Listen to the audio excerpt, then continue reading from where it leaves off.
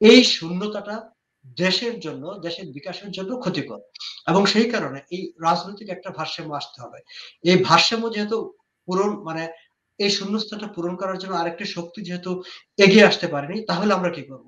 আমরা আমার সেই পুরনো শক্তির দিকে তাকাবো। আমি আবার আওয়ামী লীগের দিকে তাকাবো। কাগতালী সাগর, আপনার কাছে যে আওয়ামী লীগের ৩৬তম প্রতিষ্ঠা বার্ষিকী, নানান রকম আয়োজন বিভিন্ন সামাজিক যোগাযোগ মাধ্যমে আমরা শুনতে পাচ্ছি, কিন্তু আপনার বিবেচনায় আওয়ামী লীগ এই গত ১০ মাসে কি শিখেছে, কি তাদের ভুল ছিল, এই বিষয়ে তারা পারস্পরিক কোনো আলাপ আলোচনা করেছে কিনা, বা আপনি কি দেখছেন গত ১০ মাসের আওয়ামী লীগকে আপনি কেমন দেখছেন? অনেক ধন্যবাদ সুলতানা, এই চমৎকার এবং খুবই গুরুত্বপূর্ণ একটি আলোচনায় আমাকে সংযুক্ত করার জন্য। আমার সঙ্গে ডক্টর সাইফুল হাসান, আমার এক সময়কার সহকর্মী। তানভীরের সঙ্গে আমার আজকে প্রথম পরিচয়। আওয়ামী লীগকে নিয়ে সুলতানা, আমি তো প্রথমে একটা প্রশ্ন তুলতে চাই যে আওয়ামী লীগকে নিয়ে আমরা আলোচনা কেন করব? আওয়ামী লীগকে নিয়ে আমাদের আলোচনা করার আসলে আদৌ কোনো দরকার আছে কিনা? আমি এই প্রশ্নটি আমার দুজন সহ আলোচকের জন্য রাখলাম। আমি ঠিক এইভাবে দেখি যে আপনি ভূমিকাতে যে কথাটা বলার চেষ্টা বলেছেন যে বাংলাদেশের অভ্যুদয়, বাংলাদেশের স্বাধীনতা কিংবা বাংলাদেশ, এই যে দেশটির জন্ম হয়েছে বা আমরা মানচিত্রে নতুন একটি দেশ পেয়েছি বাংলাদেশ, এই নতুন দেশের প্রতিষ্ঠার নেতৃত্বে ছিল আওয়ামী লীগ।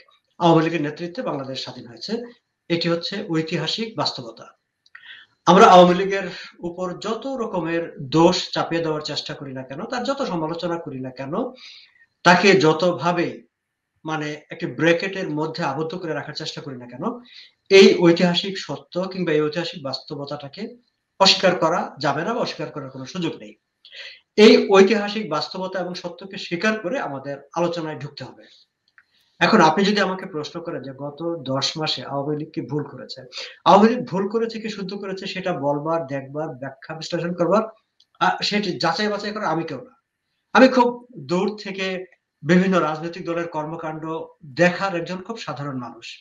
বাংলাদেশটা যেহেতু আমার দেশ, আমি সে দেশের মানুষ, সেই দেশটাকে আমি ভালোবাসি। ফলে সেই দেশের সঙ্গে সংশ্লিষ্ট সবকিছুর দিকে আমি মনোযোগ রাখার চেষ্টা করি এবং সেই মনোযোগ রাখার চেষ্টার জায়গা থেকে যেই দলটি বাংলাদেশকে জন্ম দিয়েছে, যে দলটির নেতৃত্বে বাংলাদেশের স্বাধীনতা হয়েছে, সেই দলটির বর্তমান পরিস্থিতির দিকে আমার মনোযোগ আছে।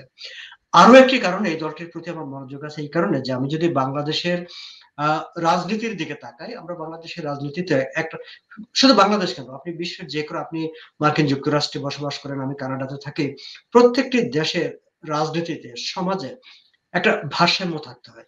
সে ভারসাম্যটা কি? সে ভারসাম্যটা ইকোনমিক একটা ইকুইলিব্রিয়াম যেমন থাকতে হয়, যে সমাজের মধ্যে নানা আহ সেক্টরের যে মানুষগুলো থাকবে তাদের মধ্যে তার আর্থিক, অর্থনৈতিক, সামাজিক নানা কিছুতে একটা ভারসাম্য যেমন থাকতে হয়, আদর্শিক জায়গায় একটা ভারসাম্য থাকতে হয়। সেই ভারসাম্যটা কি? বাংলাদেশের মতো জায়গায় আমরা যেখানে বিবেচনা করি যে বাংলাদেশের, এটি পৃথিবীর আর কোনো দেশে হয়েছে কিনা আমি জানি না, বাট বাংলাদেশে এটি হচ্ছে বাস্তবতা যে আমরা বাংলাদেশের জন্মের জায়গাটা থেকে যদি সামনে যতটুকু অগ্রসর হয়েছি, আমরা কিন্তু একই সঙ্গে বাংলাদেশ সামনে এগিয়েছে। একদিকে যারা বাংলাদেশটাকে জন্ম দিয়েছে, যারা বাংলাদেশটাকে ভালোবেসেছে, যারা বাংলাদেশটাকে বাংলাদেশ হিসেবে দেখতে চেয়েছে, সেই মানুষগুলো যেমন সামনের দিকে এগিয়েছে, একই সঙ্গে যারা বাংলাদেশের এই যে সামনে যাওয়াটা তাকে টেনে ধরার জন্য কিংবা আমরা যদি আরো একটু ব্রডারলি বলি যে দেখেছে একটি মুক্ত চিন্তা, প্রগতিশীল একটা চিন্তার রাজনীতি, আবার পাশাপাশি একটি আবদ্ধ কিংবা আমি যদি বলি যে কূপমণ্ডূক চিন্তার রাজনীতি কিংবা প্রতিক্রিয়াশীল রাজনীতি, সেই দুটি রাজনীতি পাশাপাশি করে কিন্তু বাংলাদেশে অগ্রসর হয়েছে দেশটির সঙ্গে সঙ্গে।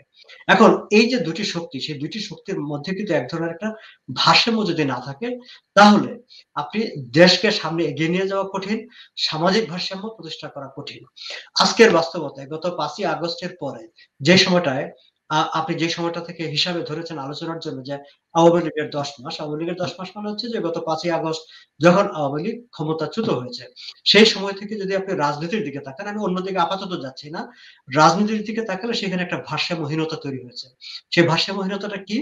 সেই ভারসাম্যহীনতাটা হচ্ছে আপনি বাংলাদেশের অসংখ্য মানুষ যারা একটু মুক্ত চিন্তায় বসবাস করতে চায়, স্বাধীনভাবে চিন্তা করতে চায়, একটু সামনের দিকে তাকাতে চায়, একটু উদার মন মানসিকতা নিয়ে উদার পরিবেশে বড় হয়ে উঠতে চায়।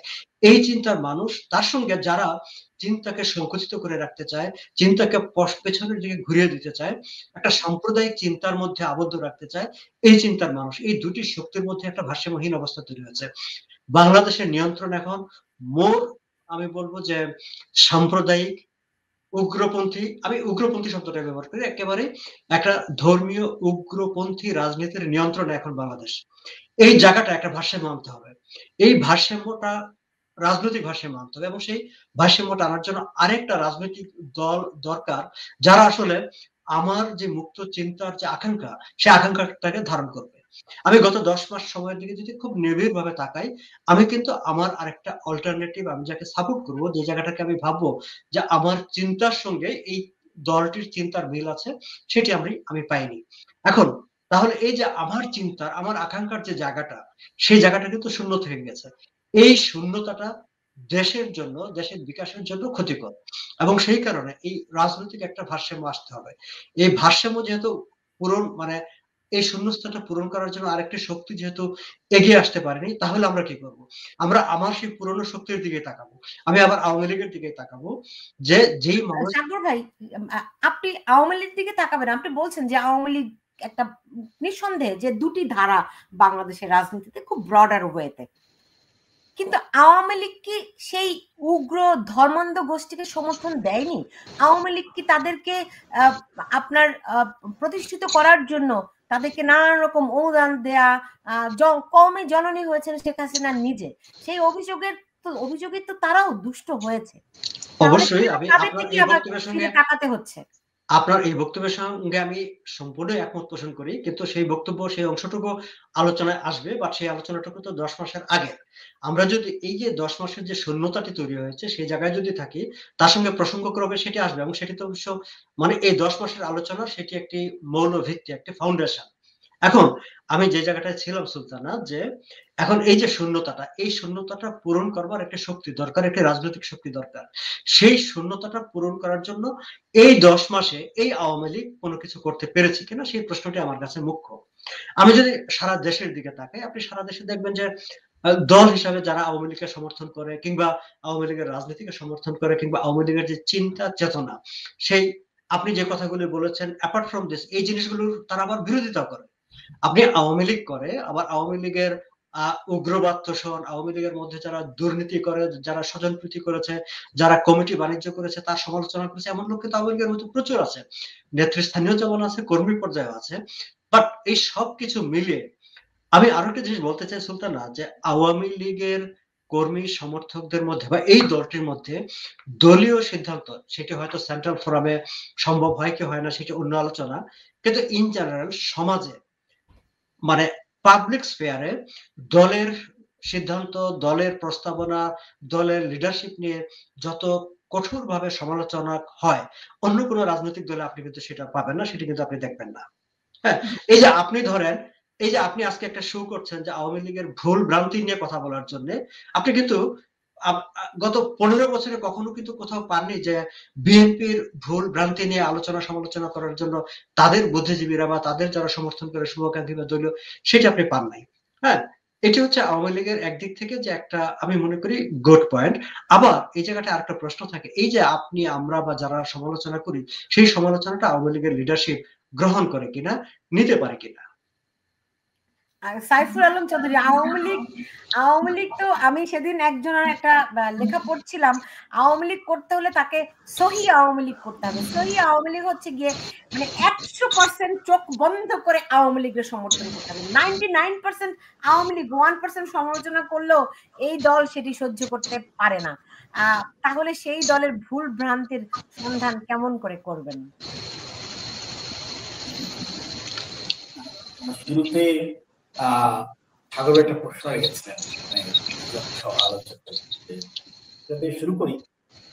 একটা হচ্ছে আওয়ামী লীগের এই আলোচনাটা আসছে দুভাবে আসতে পারে। একটা হচ্ছে এখন যেহেতু তাদের কার্যক্রম সাময়িক নিষিদ্ধ হয়েছে, এবং তা নিয়ে জাতিসংঘ বক্তব্য দিয়েছে, এবং সবশেষ বিবিসির রাজনী বুদ্ধানাতন উনিও চিফ অ্যাডভাইজারকে প্রশ্ন করেছেন এবং বেশ স্ট্রেইট কাট প্রশ্ন, যে প্রশ্নটা আসলে আমার মনে হয় যে বাংলাদেশের অনেক সাংবাদিক বা বাংলাদেশের স্বাভাবিকভাবেই কেন সেই প্রশ্নটা সাইফুল, হচ্ছে আপনার অডিওটা না শুনতে পাই না, একটু একটু আপনার খুব নয়েজ আসতেছে, আপনি কি একটু চেক করবেন? আমি বরং একটু তানভীর আদের লিঙ্কনের কাছ থেকে ঘুরে আসে, আপনি একটু কষ্ট করে একটু দেখেন তো। আচ্ছা সাইফুল ঠিক আলম আছে, চৌধুরী, ঠিক, আপনার ওকে গুরুত্বপূর্ণ ওকে মন্তব্যটি মিস করব। জি, তানভীর আদের লিঙ্কন, আপনি বরং বলুন, যেহেতু আপনি একনিষ্ঠ কর্মী এবং ধরেন আপনি রাজনীতি বিশ্লেষক, আমি বলবো, কারণ আপনার সঙ্গে আমার পরিচয়, কিংবা আমি জানি না আপনি কত শো করেছেন, কিন্তু বিভিন্ন সময়ে আপনি আমাকে যে সমস্ত প্রশ্ন দেন, যে সমস্ত বিষয় আমার এখানে কমেন্ট করেন, সেই সূত্র ধরে আপনার সঙ্গে আমার আলাপ। ব্যক্তিগত ভাবে আপনার সঙ্গে আমার আলাপ নেই, কিন্তু আমার মনে হচ্ছে আপনি রাজনীতি নিয়ে সত্যি খুব গভীরভাবে চিন্তা করেন দেখি আমি আমার এই আয়োজনে আপনাকে আমি ডেকেছি, যাতে করে মানুষ একেবারে রুটে যারা থাকে তাদের কথাটা বুঝতে পারে। যে প্রশ্নটি আমি স্বাগত আলী সাগরকে রেখেছি, সাইফুল আলম চৌধুরীকেও রেখেছি, আপনার কাছেও রাখতে চাই, আওয়ামী লীগ কেন ভুল ভ্রান্তি সমালোচনা সহ্য করতে পারে না? তারা কি ফেরেশতাদের দল?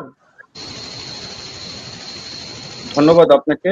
আমার সাথে যারা আছেন সহ-আলোচক সকলকে শুভেচ্ছা ও অভিনন্দন। আমাকে কি শোনা যাচ্ছে? জি, আপনার কথা আমি শুনতে পাচ্ছি, হ্যাঁ, কিন্তু কোথা থেকে যেন একটা শব্দ আসছে। হ্যাঁ, জি বলুন। বাংলাদেশের জন্মের সাথে যে রাজনৈতিক দলটি জড়িত তার নাম বাংলাদেশ আওয়ামী লীগ। আমি বক্তব্যটা এভাবে শুরু করতে চাই, সন্তান যখন ভুল করে তার দায় দায়িত্ব পিতা মাতার ঘাড়েও বর্তায়। মানুষ তাই বলে, গ্রাম্য প্রবাদও তাই আছে। আমার সন্তান যদি কোনো অপকর্ম করে, খারাপ কাজ করে, সেটা যেমন আমাকে দায়ভার নিতে হয়, আমার সন্তান যখন ভালো কিছু করে সেটারও দায়ভার কিন্তু আমাকেই নিতে হবে। মানে প্রশংসাটা আমিই পাই। তো বাংলাদেশের রাজনীতিতে যে দেশটির জন্ম যে রাজনৈতিক দলটির হাত ধরে, সে রাজনৈতিক দলের দায়ভার বাংলাদেশের জন্য যেমন, তেমনি বাংলাদেশের জনগণের জন্য তেমন। আমি মনে করি এই বাংলাদেশ স্বাধীনতা পূর্ব থেকে শুরু করে আজকে স্বাধীনতার 54 বছর পরবর্তী বাংলাদেশে আওয়ামী লীগের যেমন দায় আছে, আওয়ামী লীগের যেমন প্রাপ্তি আছে, অপ্রাপ্তি আছে, এবং আওয়ামী লীগের কাছে বাংলাদেশ ঋণী। আমরা যদি বাংলাদেশকে ধারণ করি, আমরা যদি মনে করি যে আমরা এই লাল সবুজের পতাকার অংশ, আমরা যদি মনে করি এই 64,000 বর্গ কিলোমিটারের আমরাও একজন নাগরিক, আমাদের দায়ভার তেমন আওয়ামী লীগের কাছে আমাদেরও আছে এজ এ নাগরিক। আপনি যে বিষয়টার অবতারণা করেছেন আজকে, যে বিষয়টা যা জনগণের কাছে আওয়ামী লীগের বা ক্ষমতাহারী আওয়ামী লীগের দায়টা কি, রাজনৈতিক পট পরিবর্তন বাংলাদেশে আমরা ৭১ পরবর্তী নানাভাবে দেখেছি। আমি যদি অতীতের দিকে একটু যাই, অতীতকে নিয়ে বেশি ঘাটাঘাটি করতে চাই না, বাংলাদেশে একটা বাড়ি স্মুথ পাওয়ার ট্রান্সফার হয়েছিল এবং সেটা ছিল 2001 সালে, আমি যদি ভুল না করে থাকি। এছাড়া বাংলাদেশের স্বাধীনতা পরবর্তী বিগত 54 বছরে কোনোদিনও সঠিকভাবে সঠিক সময়ে যেভাবে বলা হয়েছিল সেভাবে ক্ষমতার হস্তান্তর হয়নি, এবং একবার যে দায়িত্বটি সম্পূর্ণ সুচারুরূপে পালন করেছিল সে দলটির নাম বাংলাদেশ আওয়ামী লীগ।